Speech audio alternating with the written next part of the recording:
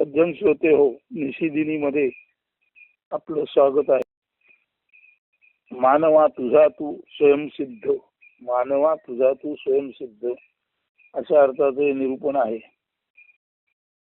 संस्कृत सुभाषित आहे, स्वया वासनया लोको यद्यत कर्म करोति यः स तथैव तदाप्नोति नेतरस्येह कर्तृता. म्हणजे आपुल्या वासने निरूप कर्म लोक जगी अनुसरती, त्या त्या कर्मानुरूप होतसे फलप्राप्ती. अन्य लोक त्या प्रत जबाबदार नसती. आपुल्या वासने निरूप कर्म लोक जगी अनुसरती. आपापल्या वासनेनुसार लोक जगामध्ये कर्म अनुसरतात. त्या त्या कर्मानुरूप होतसे फलप्राप्ती, आणि त्या त्या कर्मानुसार ज्याची त्याला फलप्राप्ती होते. अन्य लोक त्या प्रत जबाबदार नसती. अन्य कोणाच्याही वर याची जबाबदारी येत नाही. थोडक्यात म्हणजे माझं कर्म माझं फळ, माझ्या फळाचा भोग मी भोगायचा. माझ्या फळासाठी मी कुणाला दोषही देऊ शकत नाही आणि कुणाचे आभारी मानू शकत नाही. कारण माझ्या वासनेनुरूप माझं कर्मानुरूप फळ, त्यामध्ये अन्य कोणाचा दोष नाही. अशा अर्थी स्वया वासनया लोको यद्यत कर्म करोति यः स तथैव तदाप्नोति नेतरस्येह कर्तृता. आपुल्या वासने निरूप कर्म लोक जगी अनुसरती, त्या त्या कर्मानुरूप होतसे फलप्राप्ती. अन्य लोक त्या प्रत जबाबदार नसती. प्रत्येक माणूस त्याच्या त्याच्या वासनेनुरूप कर्म करण्यास प्रवृत्त होतो, आणि अर्थात त्या कर्माच्या योग्यते इतकेच त्याला फळ प्राप्त होते. प्रत्येक माणूस त्याच्या त्याच्या वासनेनुरूप कर्म करण्यास प्रवृत्त होतो, आणि अर्थात त्या कर्माच्या योग्यते इतकेच त्याला फळ प्राप्त होते. आता याच वाक्याचा विस्तार थोडासा स्वैर चिंतनाद्वारे सर्वसाधारण पद्यात्मक पद्धतीने गद्य म्हणून केलेला आहे. म्हणजे गद्यच आहे पण ते पद्याच्या चालीवर आहे. तर याच वचनाचा विस्तार एका गद्य पद्यामध्ये केलेला आहे. आता ते ऐका. कर्म ज्याचे फल त्याचे, ते मिळे कर्माच्या मापा इतुके. त्यात अन्य कोणाचे काहीच देणे घेणे नसते. वासने रूप कर्म कार्य होतसे, पाप पुण्याचे माप जितुके. रोग दुःख यातना सुखोपभोग मिळे, जितुक्यास तितुके. अन्य कोणा ना लागे दूषण भूषण, म्हणून मानवा नीट ठरवावे तुझे तू आचरण. पुण्य ते परोपकार, पाप ते परपीडा. जाणून अवघे हे जीवनाचे सार, सदा वर्तावे परोपकारी.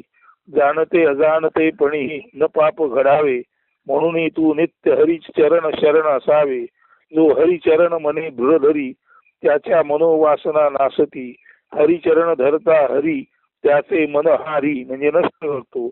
आता तो स्वये मनोहारी, मनोहर मननाश करता करविता श्रीहरी. एकदा मनाचा नाश झाला की आता मनाचा नाश झाला असा तो. आता तो स्वये मनोहारी म्हणजे अत्यंत आकर्षक मनाचा, मनोहर किंवा सर्वांची मन हरून घेऊन सर्वांच्या मनाला आकृष्ट करणारा असा तो आता स्वये मनोहारी, मनोहर मननाश करता करविता श्रीहरी. स्वये जो श्रीहरी निजात्मा मोक्षदाता, वासनारूप मनाचा वासना अक्षय घडविता. झालासे वासनांवर विजय मिळवणारा दैदिप्यमान देव, नाव त्याचे वासुदेव. जो जगासी उद्धारी, आता अन्य कोण त्या तारी मारी. ज्याचा तो सोहम सिद्ध, तैसा मानवा तुझा तू स्वयंसिद्ध. सारांश हे, मानवा तुझा तू राजा आहेस.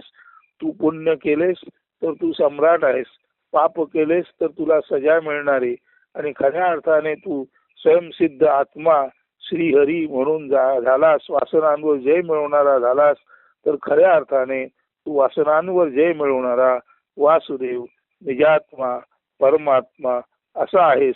आणि हीच ती सोहम सिद्धी किंवा स्वयंसिद्धी. याच सिद्धीला जे परमतत्व सहा म्हणजे दॅट ते मी आहे याची खात्री पटणं आणि तसा जो वागतो त्यालाच ती सोहम सिद्धी मिळते, ज्याला आपण सर्वसाधारण मराठीत स्वयंसिद्ध म्हणतो. तर अशी सोहम सिद्धी स्वयंसिद्धी मिळवणारा हे मानवा तुझा तू राजा आहेस.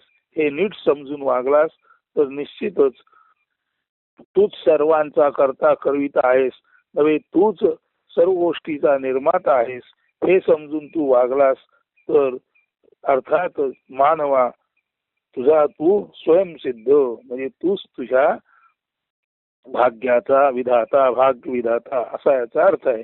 आपण हे नीट समजून घ्या आणि सर्व काही स्वतःच्या वागण्यावरच अवलंबून आहे. अन्य कोणाला दूषण देणे, अन्य कोणाच्या डोक्यावर खापर फोडणे किंवा अन्य कोणासाठी स्तुती करणे याची गरज नाही. केवळ आणि केवळ आपलं आत्मतत्व जर शांत मनाने आपण जाणून घेतलं तर मनच आत्म्यामध्ये परिवर्तित होतं, विकसित होतं आणि मनच आत्मा झाल्यानंतर आत्मा हाच सर्व विश्वाचा राजा आहे. त्या कारणाने असा आत्मवान माणूस हाच खऱ्या अर्थाने ज्याचा तो राजा असतो आणि अशा माणसालाच म्हणतात मानवा तुझा तू स्वयंसिद्ध, तूच स्वतःच्या जागी परिपूर्ण आहेस. हे नीट लक्षात घ्या आणि आपल्या कुठल्याही कर्माची जबाबदारी इतरांवर येत नाही.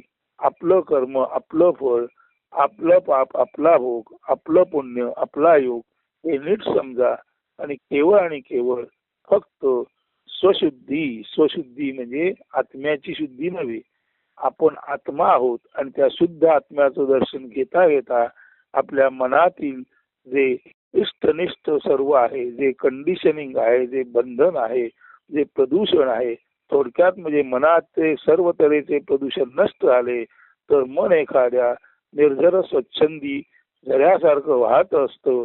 असं वाहत मन त्यालाच संत तुकाराम म्हणतात जैसी गंगा आहे तैसे ज्याचे मन पहावा भगवान साक्षात रूपे. म्हणजे मनाचं रूपांतर भगवानामध्ये होतं. मन जेव्हा मन होतं तेव्हा मन आणि आत्मा केवळ एक आणि एकच असतं.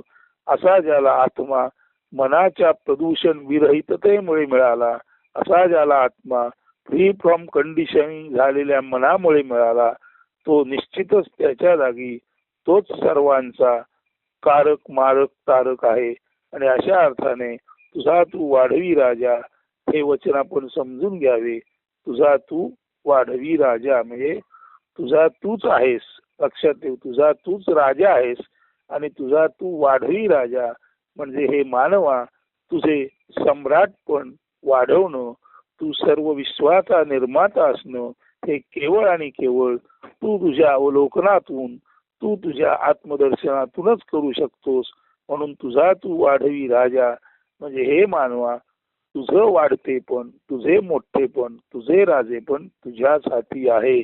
अशा अर्थाने मानवा तुझा तू स्वयंसिद्ध हे निरूपण आपण नीट समजून घ्यावे आणि त्याप्रत आपणाला अभ्यास करता करता अग्रेसर होत होत आय एम दॅटची अनुभूती घ्यावी. त्या निदान त्या अभ्यासात आपण असावे. तुमच्या प्रयत्नांना यश निश्चित परमेश्वर देणार हे निश्चितच आहे, पण तू प्रयत्न करणे आपल्या हातात आहे. अशा अर्थाने आपणच आपल्या जीवनाचे करते धरते करविते आहोत. नव्हे आपणच जर निश्चितपणे तितक्या उंचीवर गेलो तर आपणच या विश्वाचे निर्माते आहोत. म्हणून मानवा तुझा तू स्वयंसिद्ध किंवा सारांश तुझा तू राजा म्हणजे काय हे नीट समजून घ्या आणि त्या मार्गावर आपण चालाल असा विश्वास बाळगतो आणि आजचे हे निषेधिनीचं निरूपण संपवतो. धन्यवाद असतो.